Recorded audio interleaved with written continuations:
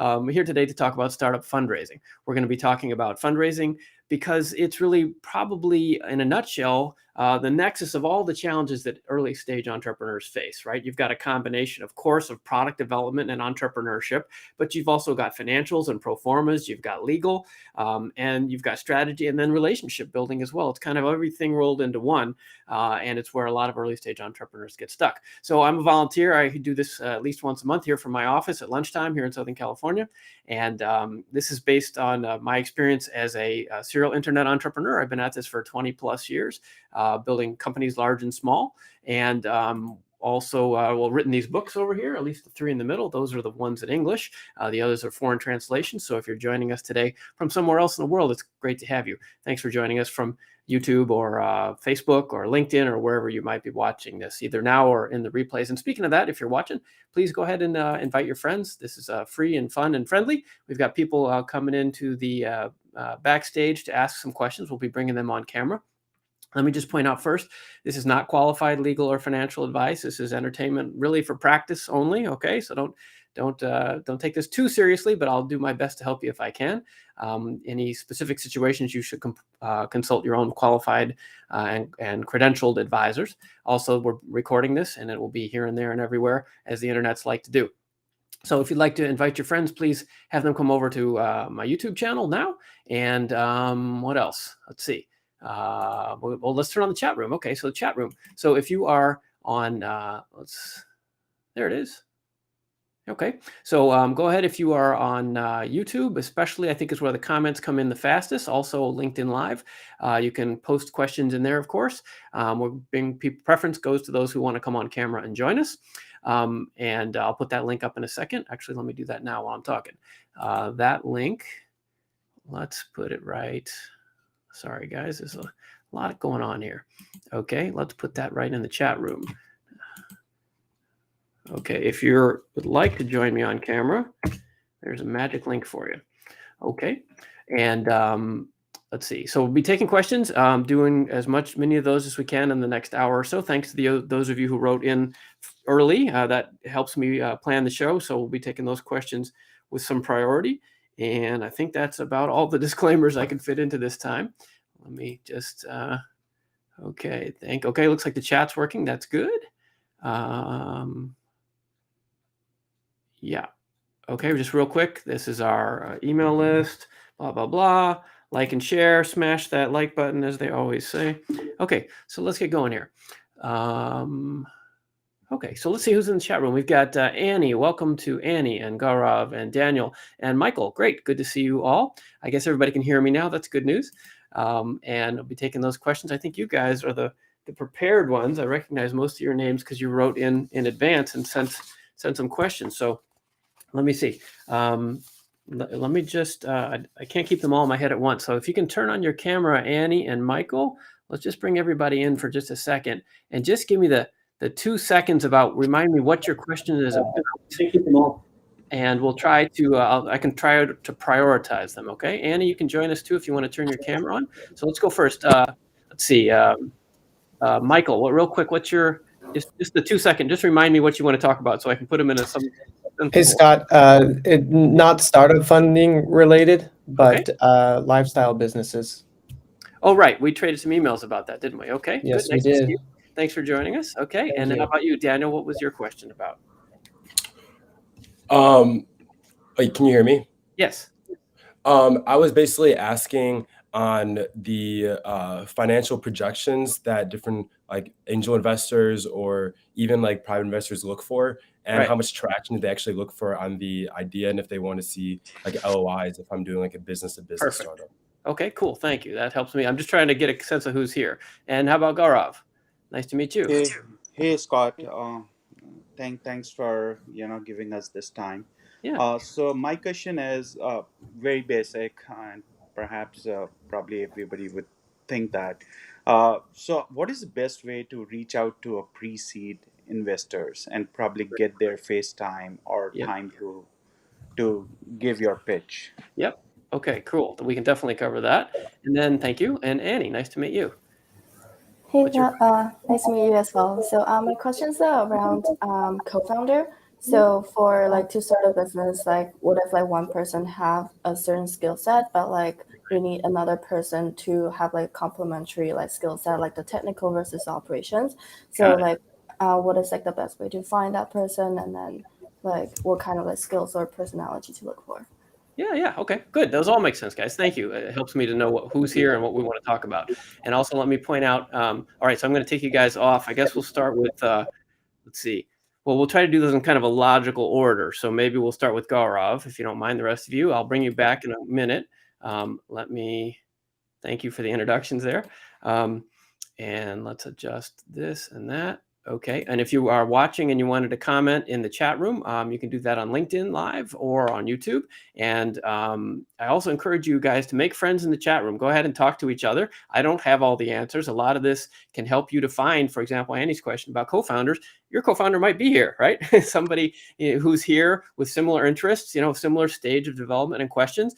The people in the chat room know plenty as well. So I'm just kind of the figurehead here, the convener, as they say. So let's get going. So Gaurav, if you don't mind, could you repeat the question for the audience, and then we'll get into it. And folks, go ahead and, like I said, chime in the chat room with your suggestions and answers for him as well. Go ahead, Gaurav.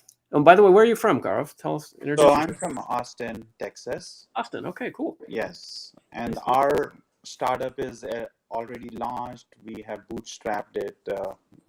Since 2 years, we are trying to get that thing up and running. But now the biggest challenge is to get in front of the investors and show them our product. So my question is, what is the best way to reach out to a pre-seed investors? Perhaps identifying the pre-seed investors and best way to reach out to them to get their FaceTime. Yeah. Okay. So just to be clear, you're not talking specifically about FaceTime, the Facebook visual product. You're talking about getting face-to-face time. Okay, just to be clear. Okay. So yeah, this is a great question, and it's a hard one because, and this is honestly, I like this question a lot. Thank you, Gaurav, for being here, because this is honestly why I write my books and why I do this, because people in this business kind of think that everybody knows how to do these things, right? They often are from the right schools, or they have money in the family, or, like a lot of people, it seems like, they're like, oh, I'm going to start a company. I'll just cut, I'll talk to my uncle and he'll write me a check and good, we're done. Right. And that's really not the way it is for most of the world. And it's not the way I grew up. I'm kind of an insider now, but I started out as an outsider myself. I grew up in inner city Detroit without any money. I put myself through college and kind of found my way. Right. And I had a lot of other blessings, obviously. And the trick of finding pre-seed investors is what everybody faces. So this is a great opening question. So my sort of answer would be that it's really about building relationships. The trick is that a lot of people think that, especially at the pre-seed stage, people think about this like a bank, right? Like, I'm going to buy a car, I'm going to buy a house. So I'll show up at the bank and they have certain hours, and I'm going to show up, I'm going to fill out the application, and they will or won't give me the money, as a loan for this transaction. Investing in startups is much more relationship based. It's not nearly as transactional. And I apologize if you know some of this, Garva. It sounds like you've been at it a while, but I'm speaking to a wider audience here just to lay the track. It's really about finding people and building relationships, because at the pre-seed stage, you don't have much to offer, honestly, right? That's why you're pre-seed. Presumably, you don't have a bunch of customers. You don't maybe have any revenue. What you've got is a smile and some enthusiasm, and hopefully some good ideas, and maybe a track record from your previous jobs or school or something. And that's not enough to get a professional investor to invest. Like, for example, if you went to the bank I just talked about, they would deny you because you have none of the things I just talked about. So what you have to do instead is build relationships. And that means, and here's really the answer, is stop thinking about this as a transaction and think about it like dating. You're going to go and meet a bunch of people and figure out who you get along with the best. And then you're going to hopefully, talk them into giving you some money, right? This is like, it's a weird mix of dating and business. And the best ways to do that, to get more tactical, are to go to a lot of events. And we've all been crippled the last couple of years because of COVID, right? And that's one of the reasons I started doing this more online, because it was hard to go face to face and meet people. And we want to, people like, if you've ever had any sales training, people say that they buy from people People buy from people that they know, like, and trust. And it's the same with investing and pre-seed stage especially. And that's why my first facetious example was about going to some uncle, right? Well, if he's your uncle, he knows you, hopefully he likes you, and hopefully he trusts you, right? That it's kind of already, the skids are greased there. And that's what you need to develop with investors as well.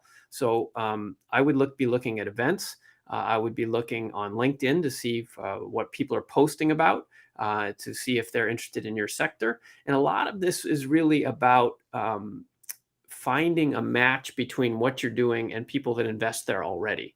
Like, you can spend a lot of time, and actually I'll be frank, my first startup, I blew pretty much my whole savings, went into debt, and spent a lot of my life trying to educate the audience about what they should be doing, where I thought the future was. And that's a really expensive way to build a business. You're much better off find what people are buying already and maybe improve it X%. If you're going down that route, it's not only easier to sell it, but it's easier to find investors, because you can say, we're like this other company that you're already invested in, but better in these ways. And that helps people appreciate what you're offering a lot better. Okay, so is that helpful, Gaurav? Specific enough? No? Gaurav, can you hear me? What's going on here? You guys having trouble hearing me? Okay. Well, hopefully that was helpful for Gaurav. I guess we'll move on to the next question. Sorry, you lost the audio, right? Did everybody lose the audio? Can somebody say in the chat room? Sorry, I'm having trouble here. Yes, you can hear me. Thank you, Maximus. Yes. Oh, there's Gaurav. Okay. Yeah. Okay. Could you hear me what I said? Yeah. Sorry, I lost you for a few seconds. Okay. Probably 30 odd seconds. Okay. Well, of what I said, was that useful, or you have a follow-up, or should we move on to somebody else?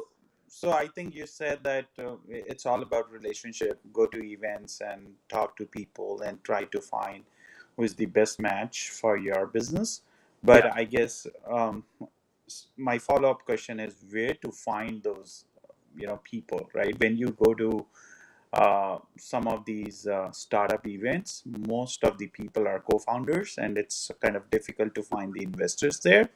And Mhm. then, so what is the best way? Is there any forum, any place where we could find investors and we can try to go there and probably socialize? Yeah. That's very good. You see, that's interesting, Gaurav, because you exposed in me my own assumptions. I've become an investor, so to me it's easy to meet investors, and I forget that those are invitation only for accredited investors. I go to lunches and stuff all the time, right? Everybody's an investor, right? But thank you. That's why this helps keep me fresh too, right? Yeah, you're not part of that club, right? That's the point. Okay, so how do you get in there? Well, I would look for public events. I would look at Meetup. I would look at Eventbrite. I would get on our mailing list. Let me put that one up again here. We cover mostly right now, I'm in Southern California, but we also are starting to cover more national events, which means that you can do them by Zoom. If you have a university in your town, I would figure out, well, Austin, yeah, you've got Austin, you got a great university, right? Mhm. So yeah, find the entrepreneurship group, especially in the MBA program. There's probably at the Macomb School of Business, right? Yeah. There's probably a club or something that you could at least go to the events. Like it's really a bit of research. And again, what I would suggest is targeting investors who do what you do, not just any investor, right? Find people that are interested in your sector, right? If you're doing space tech or fem tech or real estate or whatever it is, consumer packaged goods, software, like find people that do that, because the conversations will be a lot easier. Because you'll find when you meet investors, they generally, the first couple of questions are, what do you do and what stage are you? Because we instantly are thinking like, okay, is this person doing something I have any expertise in? And then how far along are they? Because I have this much money, right? And I don't have $10 million, so I can't do a Series C. They need to be pre-seed or whatever, right? Another thought as I'm talking here, there are angel groups in almost every city these days. I don't know, Texas, I'm trying to think. But if you Google, I can't think of one offhand, but like here in California, we have Tech Coast Angels, and I'm a member of Tech Coast Angels. I'm a member of the Stanford Angels because I went to grad school at Stanford. Like find your schools or schools that are in your area and like put in that name and the word angels and see what pops up, because those are the groups that you might not be able to attend them unless you're a member, but at least if you find their events, you're on the radar, right? And usually most of these groups that I'm aware of across the country, at least once or twice a year, they try to have, a pitch competition or an awards banquet or something that is more open to the public. And I would get in there and just start showing up. That's the trick. Makes sense. Yeah, Makes sense. it's And perhaps this is going to be my last question. okay. I want to give other people a chance too. But so normally people talk about the elevators pitch, right? People Yeah. talk about how to get attention of the investors. So what is the best way, right? Because sometimes you send the email, you try to make your subject very, very kind of innovative. Sometimes you send an email, you make your subject or your email body very innovative. Yeah. But most of the time you don't get any response. So and you being the investor, you would know better than anyone else that what makes people at least scroll through your content, right, which you're trying to convey.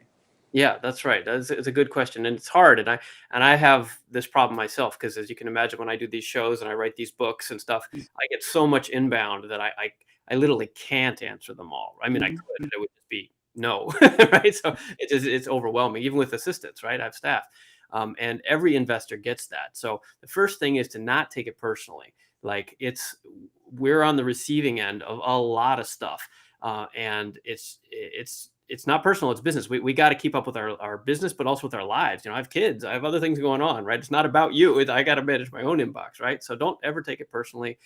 The answer to that question is kind of back to what I was saying earlier. You have to personalize. What can you do that will get their attention? That's legitimate, right? Don't do something weird, but if you email me and say, hey, I know you invested in this company and this company. Oh, and I'm friends with this guy, or this attorney, something like that, or even better, I'm recommended. So and so said I should talk to you because he knows that you did deals like this.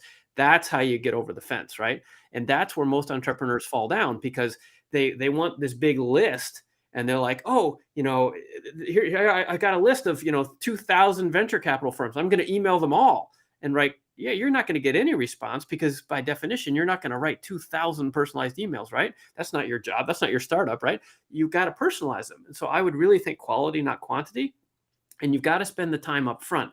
Dig into LinkedIn. Go on, I don't know, PitchBook or TechCrunch, or I see some in the chat there about, keywords. Like do the keywords about your startup and that firm's name, right? Or other portfolio companies they have, and Google, so that when you write, it still can only be a paragraph or so, but you can open up and it would be like I've just met you, but like say you're the VC, I would say something like, Gaurav, how's things in Austin? I know you invested in this and this, and because of that, I have a startup like this, and it was, our mutual friend Julie says that it might be something you're interested in. Here's some quick numbers about it, and numbers are key too, right?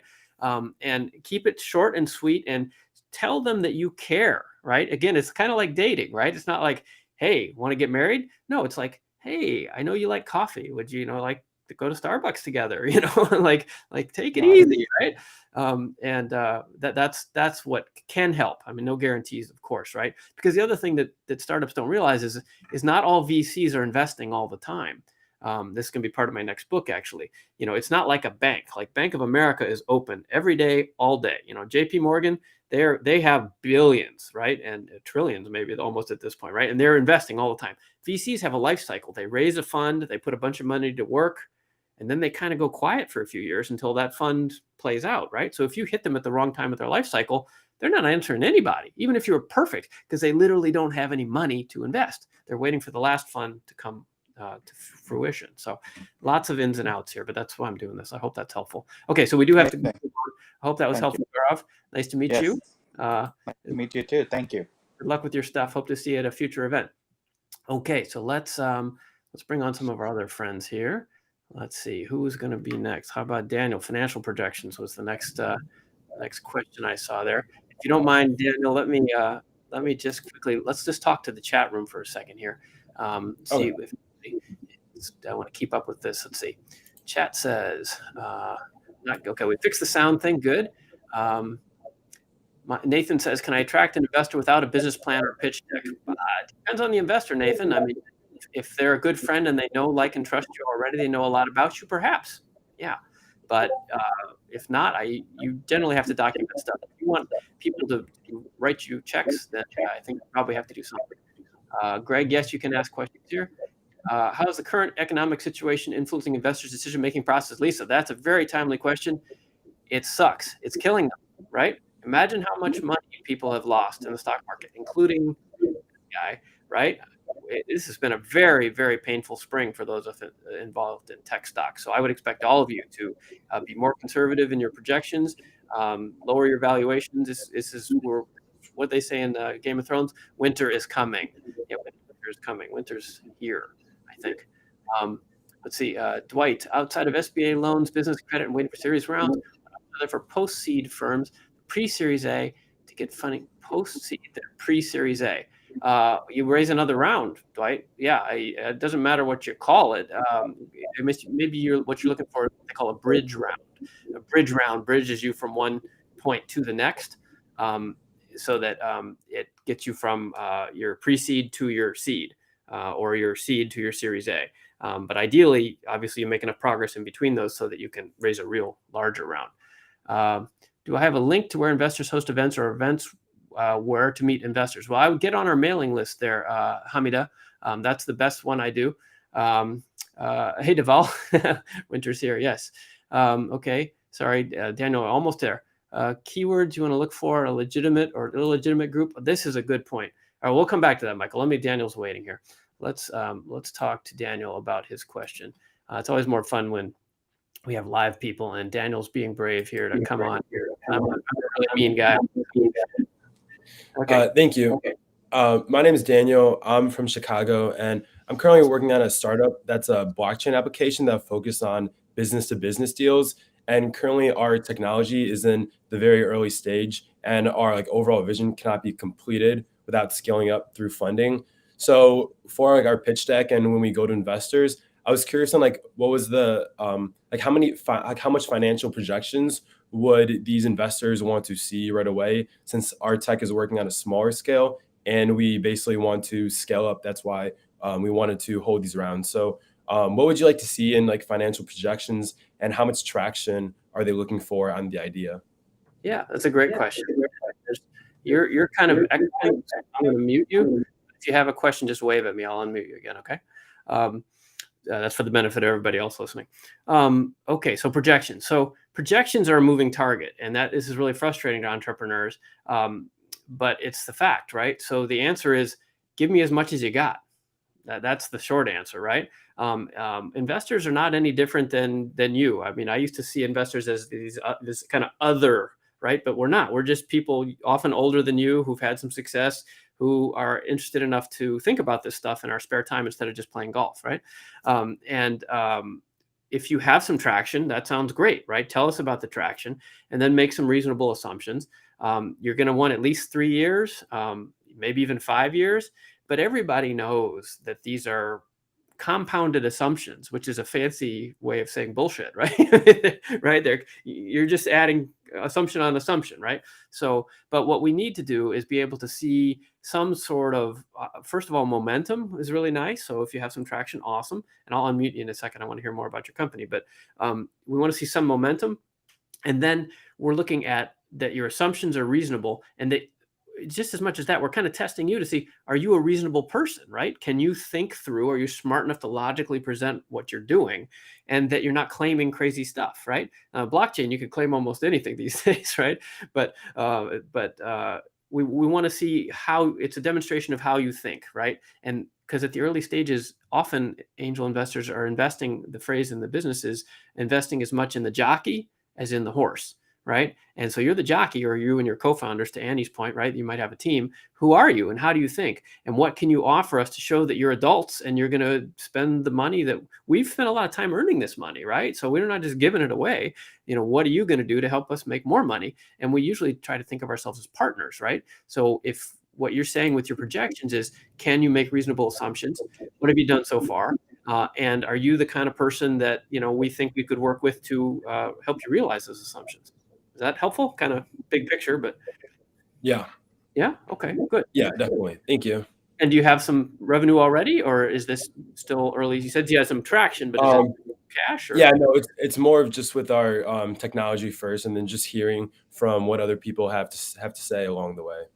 Okay, good. Well, that's where it starts, and that's great. You got to be scrappy about this stuff. The other thing I often say to people, if you listen to old episodes of this show, by the way, if anybody's watching this and you want to hear more of me, which my wife doesn't, but if you do, go on YouTube. There's lots of these, and you could probably learn a lot. I hope, at least by the questions and answers, and in the chat. But a lot of people get stuck at this early traction stage, and it sounds like you're doing already the right things, but let me spell it out for other folks. If you don't have any traction, find some. And traction just means demonstration of progress, that somebody will buy your bullshit, right? You're making stuff up. That's your job, right? And that's cool. You're an entrepreneur. But who is buying it? And I don't necessarily even mean cash buying it. I mean, who believes you? What kind of partnerships do you have? Has anybody signed off on this, want to be an advisor? And ideally, you can run some tests. And this is where I'm really going. Put up something, especially if you have a B2C type product or service, put up something using Facebook ads or Google ads or LinkedIn ads, and just see, if you spend $100, can you get $110 back? Cool. If you spend $100 and get $50 back, okay, you got to tune it, but at least it tells you something. You get some idea about the conversion rates and stuff, and that can inform your pro formas, right? You say, well, we spent $1,000 and we got these results with this kind of percentage of conversion, and therefore we think that if we had, $100,000, and those kind of projections are a lot more respected and appreciated than, the classic one is, we sell water. Everybody drinks water. There's 7 billion people in the world. If we get 10% of that market, whoa, we're rich, right? Like, oh, yeah, come on, right? So we need a little more than that. So cool. Well, nice to meet you, Daniel. Thank you for joining. You're welcome. All right. So who's next here? That was Mr. Daniel from Chicago. I guess we're going to go to Michael next. Michael, let me just catch up in the chat room here a minute, if you don't mind. Okay, there's my friend Athena. Hello, Athena. So Michael said, keywords, right? Michael Acevedo. So keywords you want to look for in a legitimate group or an illegitimate group. This is a great point because there are a lot of scammers out there, frankly, right? Especially in the blockchain and crypto space, right? But there's a lot of people out there that pretend to be investors, and what they're actually are is consultants, which means they're actually salespeople, right? And they're looking for early stage entrepreneurs who they can then sell something, right? And that's fine. People are allowed to make a living. I'm a capitalist, full stop, right? But you want to try to figure out, a little Google searching can be very helpful, or a little LinkedIn background profiling, right? Who actually writes checks? Who's a member of some recognized angel group or VC firm? As opposed to some sort of broker, essentially, right? And brokers have a role. That's fine, right? But you only have so much time as an entrepreneur, and I suggest you do research using, like Michael suggests, keywords to find out if people are legit or not, right? So try to figure out what their portfolio is. What have they invested in? Look on Angel List, for example. Just look on Google. Put in their name or their firm's name with the word scam or problem or lawsuit, right? And see what you get. I can tell stories. Luckily, I haven't been caught in these gears myself, but I've had companies I've worked with who've been very excited about term sheet offers they've gotten that turned out to be very strange and actually ended up costing them money, right? When they were supposed to be raising money, they had to buy their way out of the deal that they signed too quickly, right? So not to scare you, but just be careful. This is adult adult activity, right? With real money involved. Okay, let's see. OC, any suggestions for mentoring youth in tech in Orange County? A 16-year-old who has developed several apps. Like to get him connected with a mentor. Gosh, OC, I think that does ring a bell. I can't come up with it right now. I'm sorry to keep sending you guys back, but I would get on that email list I posted a second ago, the startupeventnews.com, and read the Orange County Startup Council blog.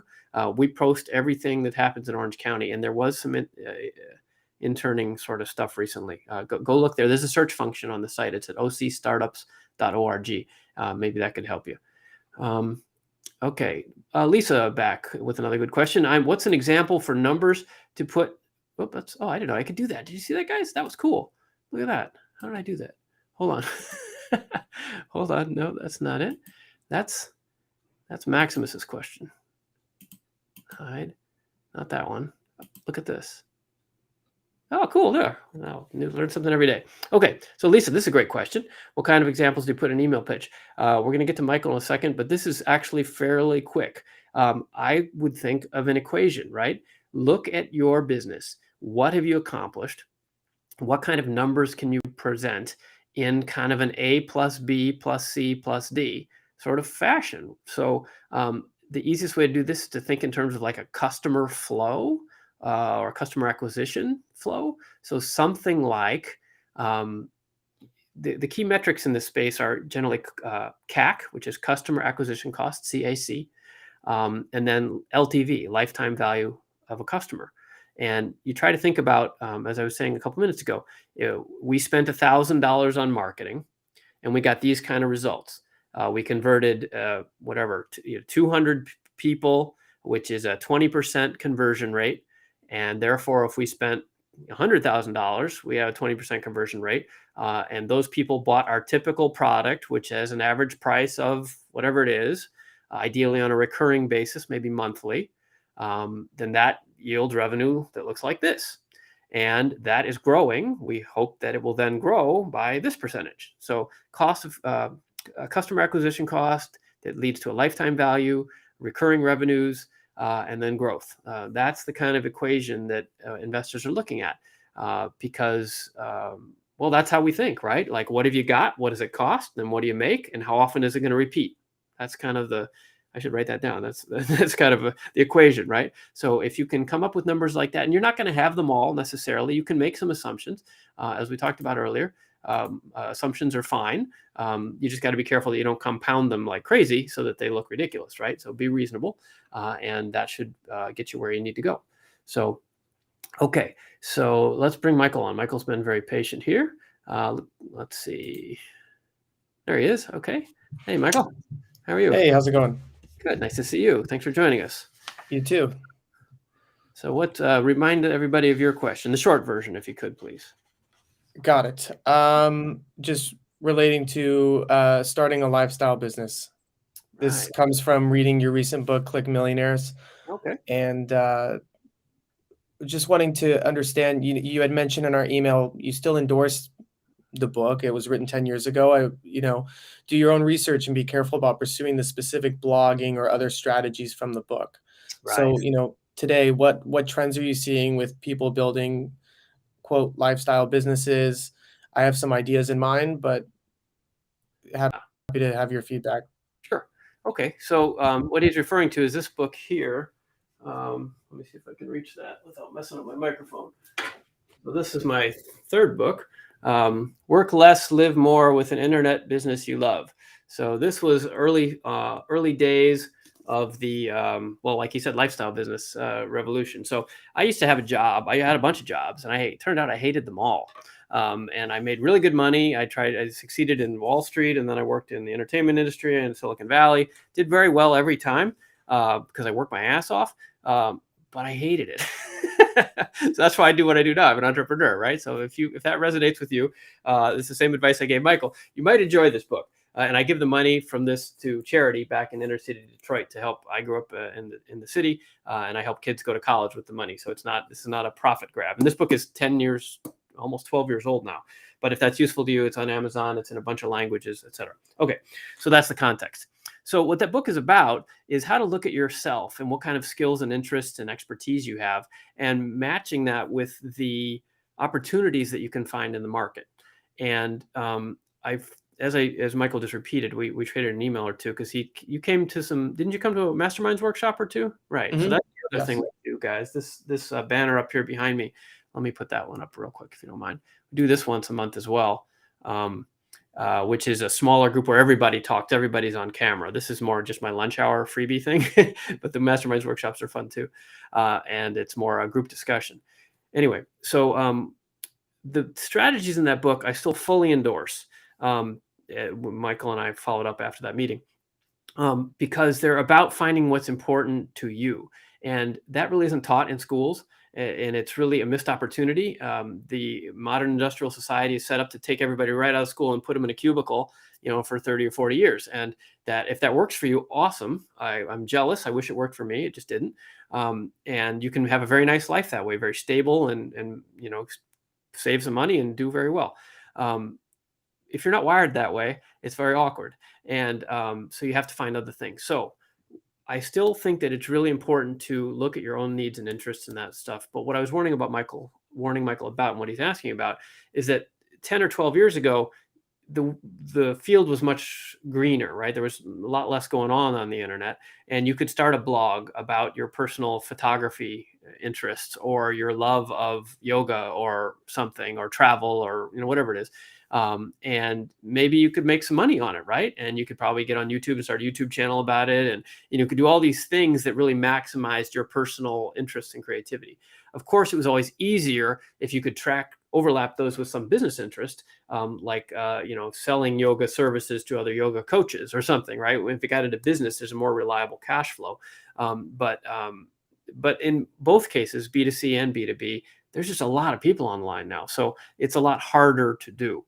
So my answer to you, Michael, is I still think the personal inventory is really, really valuable.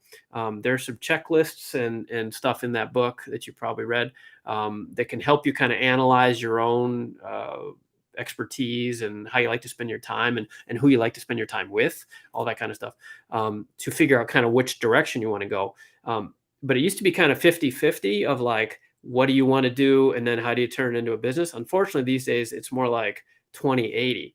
You really got to think about the business, because you can spend a lot of time and have a beautiful blog or podcast or YouTube channel or Instagram or all of those and kill yourself, and nobody might even notice, right? Because there's a gazillion people out there, including me, right? Like right now, right? This is live on YouTube and LinkedIn and Facebook. And I've been doing this since 2008, I think, right? So there's hundreds of episodes of me out there. So, and I have it used to be a pretty specific niche. A lot of people do this now.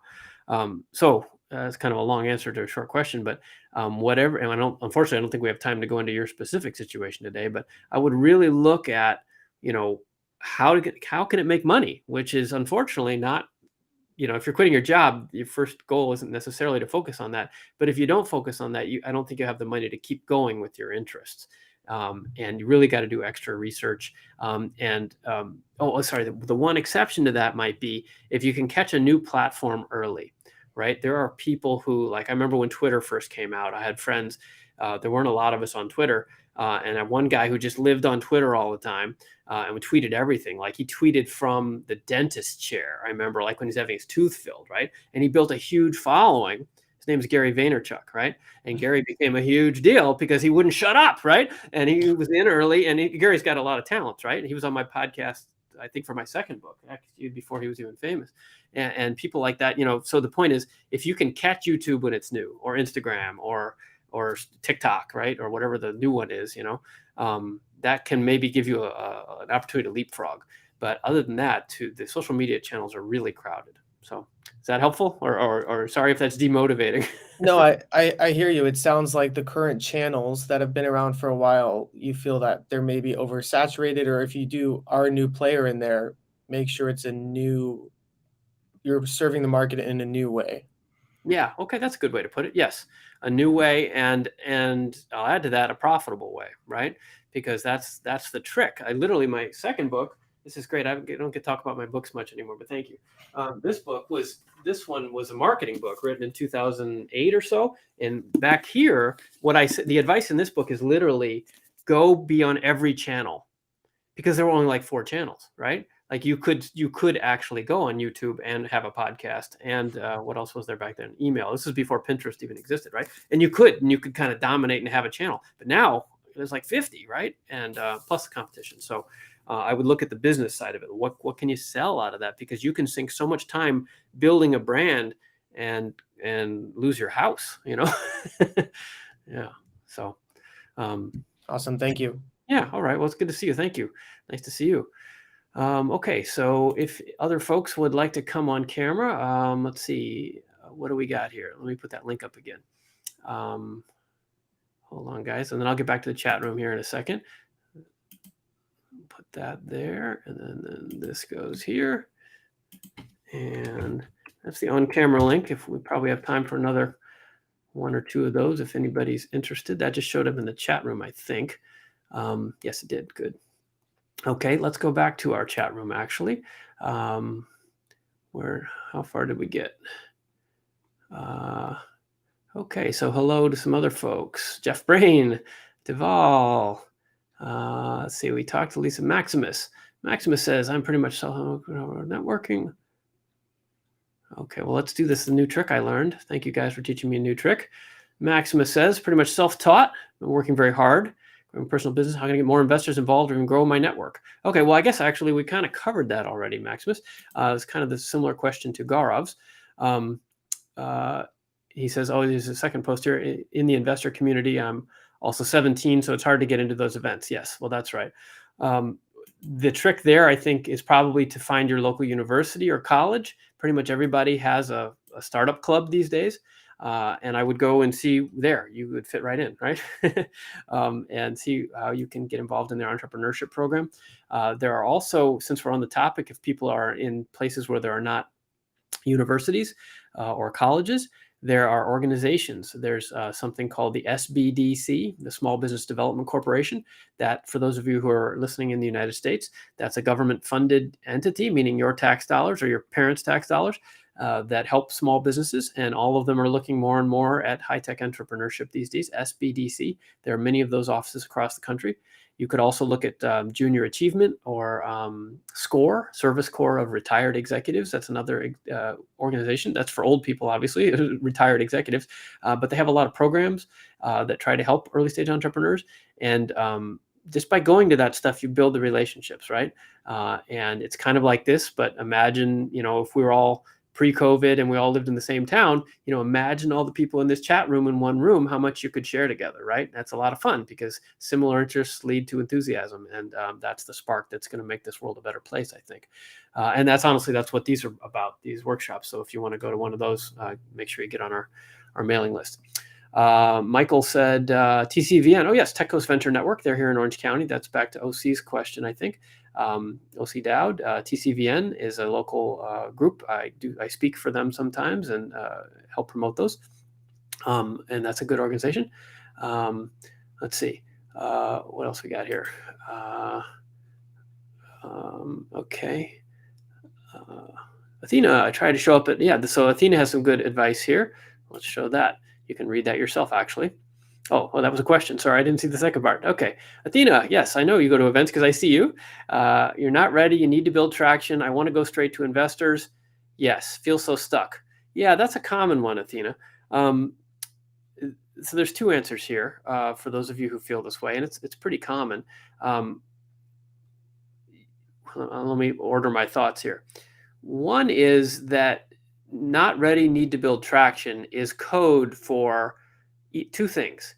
It's either you don't have enough traction, which means we really want to see some actual revenue, not just traction, or B, we're really not interested, but we don't want to tell you that in case you become really a great investment later that we want to get in on, right? So as usual, don't take this personally, but I wouldn't take that too seriously. I think from what I know of your business, I don't know if you have any customer sales yet. So I think you need to sell some customers or something. This is probably more detailed than we have time to go into here, but I'll probably see you at an event sometime soon. And going straight to the investors, let me think about that. Yeah, we need more investor events. COVID just crushed this. Part of this is that most investors are, 40, 50, maybe 60, maybe 70, maybe even 80 years old. And the COVID thing just crushed them, right? I don't mean that they all got sick, but they're also afraid of getting sick, that it really dialed back on face-to-face events, which is really unfortunate for all of those of you who are, of course, trying to get out there and hustle and meet them. Let's see. Okay, so here's the follow-up question. Athena says, there it is, getting on traction, yes. Well, what point is it right time to go talk to investors, or is there no timing? The timing is always, this trips people up. you need to build relationships. So relationships don't come with one-shot visits. They come with repeated contact. So what I would recommend all of you doing, this goes back to Gaurav and a bunch of other folks here, I would really be thinking in terms of meeting some investors, but not pitching them anything. Just make friends, right? And there's a classic saying in this industry, if you ask for money, you get advice. But if you ask for advice, you eventually get money. So build relationships with people that can advise you, and then just keep in touch. Like, it doesn't have to be a two-way street even, but if you have a friendly conversation and follow up with gentle, short, non-demanding emails monthly or quarterly or whenever you've got something new to report, just stay on their radar. And you can build a relationship even kind of one way by sending people emails. Hey, it was great to meet you at the such and such event, or online at the such and such thing, back in March. I know you have an interest in this field that I'm working in. Our company just accomplished this and that. Just letting you know, happy to discuss if you ever want to, see you later. And do that kind of thing, monthly or quarterly. Just remind them, and ideally you have some progress to report, right? You're not just, blowing smoke, but you have something to say on a repeated basis. We hired a new person, we're expanding, we're getting an office, or, this customer signed on, or, I was really surprised we ran this test and the conversion rates look like this, which is better than we expected. You got to spin everything a little bit salesy. It is sales. But that repeated over time is the way to do this, rather than, the media makes it sound like, you show up at a pitch event and you win $1 million check after 1 3-minute pitch. And, those pitch competitions are so often preceded by many rounds of screening and coaching, and the judges on the stage might already be investors in the companies. There's lots going on that isn't necessarily illegal or even unethical, but it's not just magic, right? This is a business, and anybody who's running a startup who doesn't think they're in sales, sorry, you're in sales. This is a sales job. Yeah. Okay. Let's see what else we got here. Shirley Eisenberg. Hi, Scott. I've still got my SiteSell. Oh my goodness. Okay. I used to be I work a lot with a company called SiteSell and promote them. I think they're promoted in those books, right? Shirley, you must have read my books. Well, nice to hear from you. That's really cool. I hope it's doing well for you. That's very cool. Okay. So anybody else got questions? Looks like we're coming up on our hour, but if you have questions or comments, you can add them here. Let's see what else we got here. Wendy, let's see. I think we covered the ones that were sent in. Let me see from the rest of you if there's other stuff we should cover today. What's Hamid say there? I'm currently trying to. Okay, so Hamida has a new. It's an online in-person skill sharing platform. Okay, trying to get skilled people for initial users and honest feedback. Well, great. We'll post the link, Hamida. This is a place that you could do that. I don't know if they're skilled, but they're here, and we'd be happy to.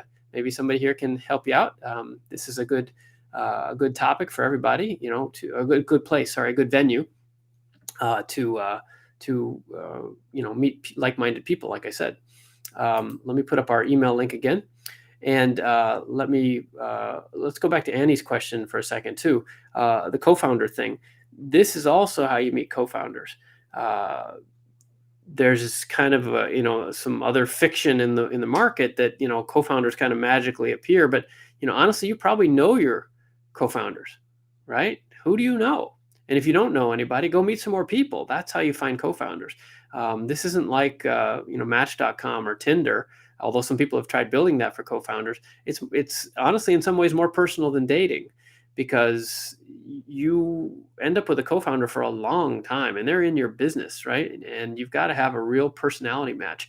When I was running these workshops in person a few years ago, I had some friends come in who had done the Y Combinator accelerator program, Bjorn and Matthias, and they came in and gave 10 tips, to founders, sort of thing.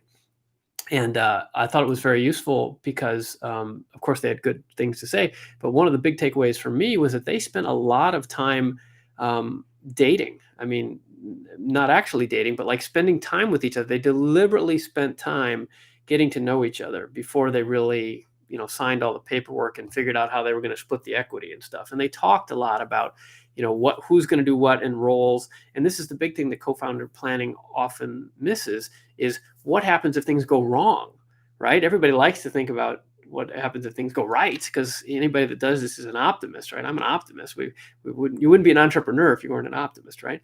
But what if things go wrong? And it doesn't even have to be, on purpose, right? What if somebody gets sick or has to move across country for a family reason, or gets hit by a bus? Like how do you extricate yourself from co-founder relationships is really important too. So there's a lot of thought that should go into that. And I guess I have a couple quick recommendations on that, since this comes up a lot. I was not hiding, not leaving early, but this is a pretty good book, Slicing Pie, by Mike Moyer. This can help you split equity up nicely. There's another service called Comparably.com, which I've been told is good. So there's things like that online that you could use. I mean, this is a book, but there's online tools as well that you can use to try to quantify this, so that each person puts in appropriate amounts and gets out appropriate amounts, right? Because it's a delicate calculation and important to you and to investors, because investors want to know how you're sharing the equity and what your plans are for giving equity to future hires and things like that. So, okay. Well, anybody else? Let's see. One of the problems with this is let's see. Okay. Trying to figure out how many people we still have here. Okay, looks like there's a few of you here. So last call, if you'd like to join us or have any questions I can help you with, let me know. Our next Startup Accelerator, this thing will be on sale soon if you'd like to join us. Not going to be doing one in June, unfortunately. I'll be traveling a fair bit. COVID is over, hopefully, and going to be trying to get out with the family. Okay, so let me just check my notes. So, so yes. Okay, so I guess this is the deal here is I do this for free, and I hope it's helpful to you. I hope you'll tell your friends, and would really appreciate any feedback or likes and subscribes and shares, all that kind of stuff. The big that's the only ask I have here is if you can come and follow us and get on that email list and so forth, so that I know I'm not just talking to myself. that's much appreciated, because this does take some time, and obviously I could be doing other things with my time. This is the website I just put in the chat room there, the LinkedIn for the Startup Council. If you could go over there and follow, that would be awesome. Put in some comments there and tell your friends. And hopefully that's useful to all of you. And I will see you next time. We'll be back. It's the fourth Tuesday, I think, is when we're doing these now. So thank you for coming, and good luck to you as an entrepreneur. It's great to have you here. It's up to you and me and people like us to make the world a better place, because Lord knows it needs some help. And I'm optimistic, as I said. If you're here, you're a doer, and I appreciate you. So go out and do it. All right. So hope to see you again next time, and get on that mailing list so that we can keep in touch. And you're welcome to reach out to me on LinkedIn as well. All right. Thanks, everybody. Have a great day.